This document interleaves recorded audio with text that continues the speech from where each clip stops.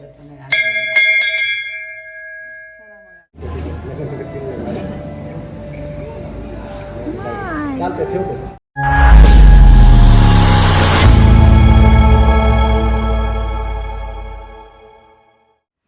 Hello नमस्कार, police जोडी चॅनलवर तुमचं स्वागत आहे. मी आहे अस्मिता.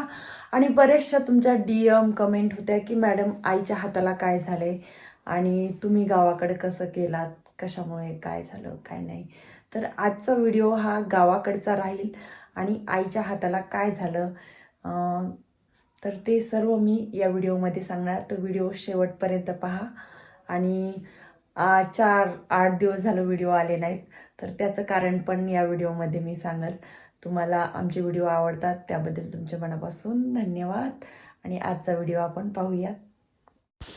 तर मी आलेली आहे गावाकडे, आणि गावाकडे यासाठी आले की आई पडल्या, आणि आई कुठे पडल्या, कशा पडल्या, हे प्रश्न तुमच्या मनामध्ये पण असतील. तर आई म्हणजे घरीच पडल्या आणि त्यांचा हात फ्रॅक्चर झाला. त्याच्यामुळे मग मी सुट्टी घेऊन गावाकडे आईसोबत थोडासा वेळ घालवाव, किंवा आईला आता मदतीची गरज असते.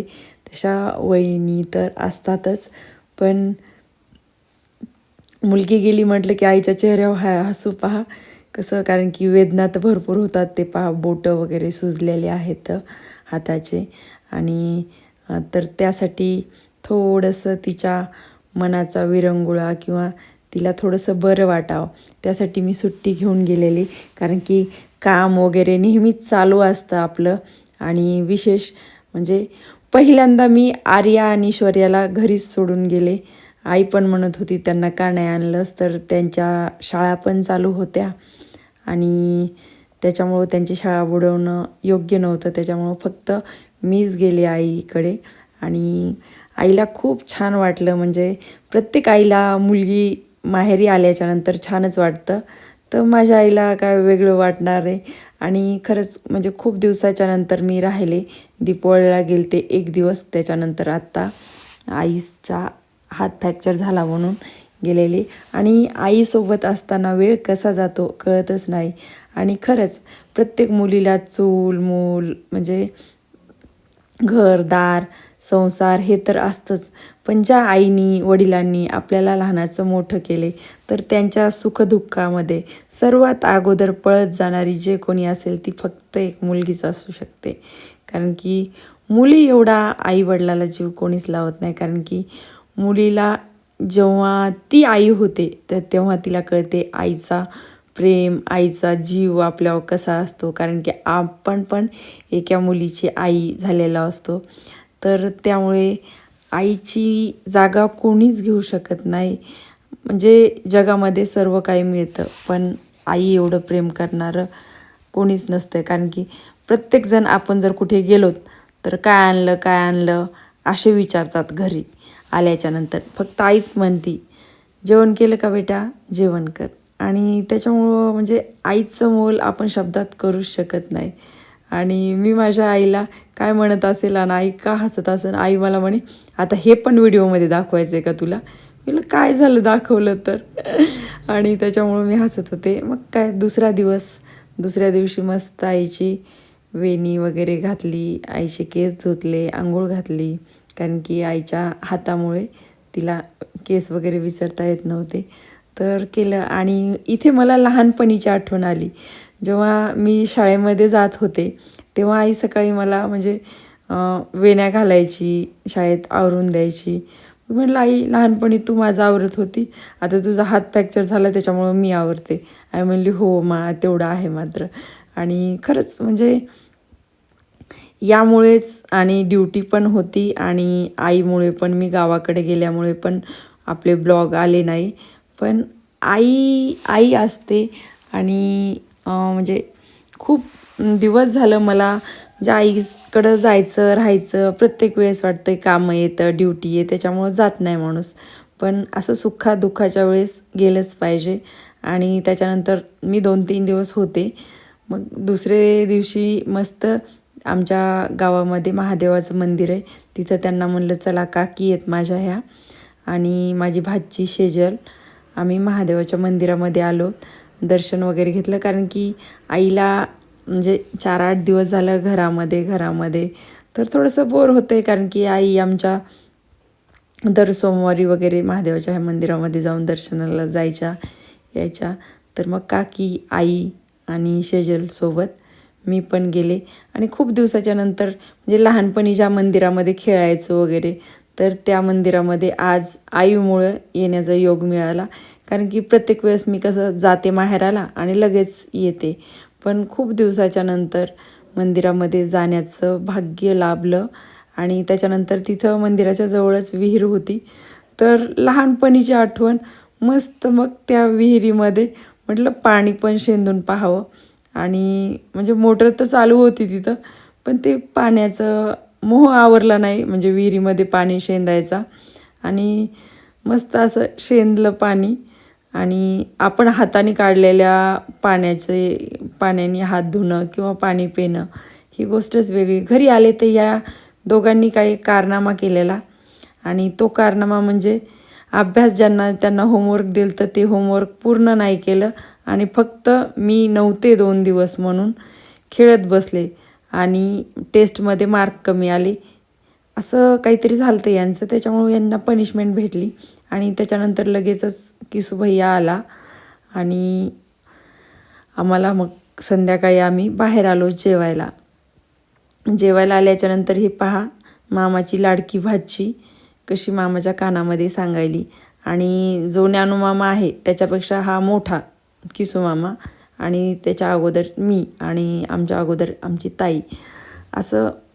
आणि हे पहा खातानी कसं मस्त लिंबू खायले हे आगाव कामी लेकरू.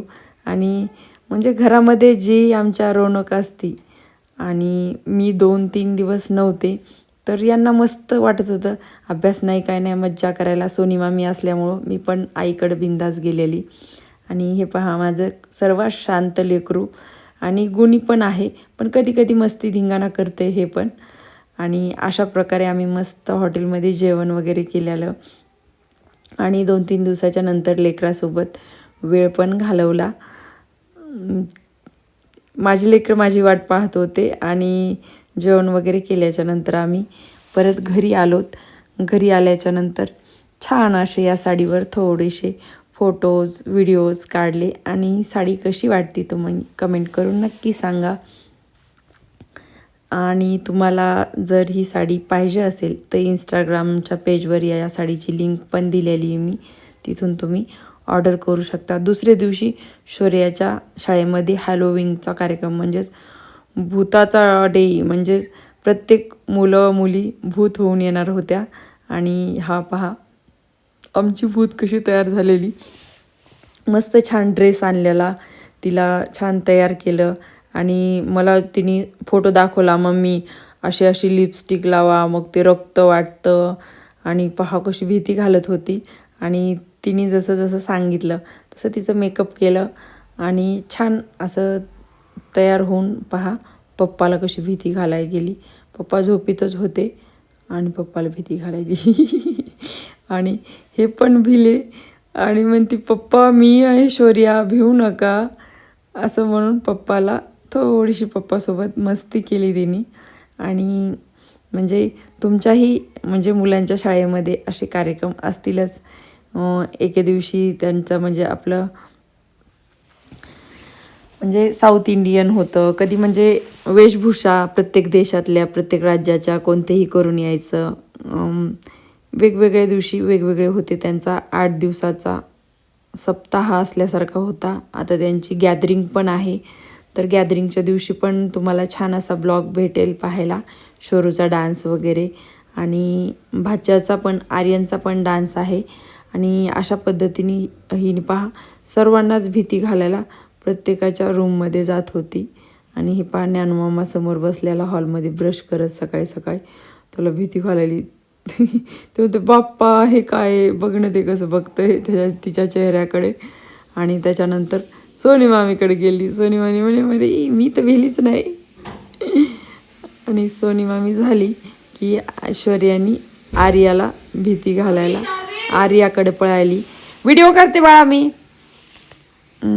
त्याच्यानंतर आर्या पण इथे मस्तपैकी तयार होत होती, म्हणजे तिला परेशान करत होती आर्याला.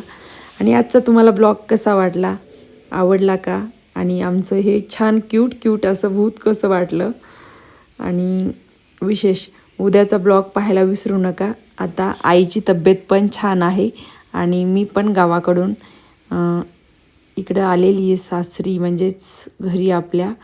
आणि हे पहा आमची क्यूट भूत आता मस्त छान तिने जे स्पीच तयार केलं तर ते पण बोलून दाखवत होती.